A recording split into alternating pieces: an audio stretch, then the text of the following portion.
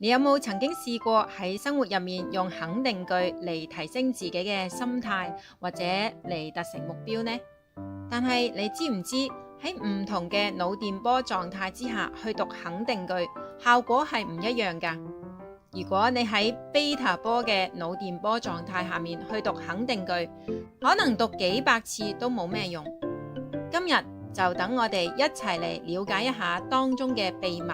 首先，我哋先嚟了解一下乜嘢係腦電波同埋唔同腦電波嘅特徵。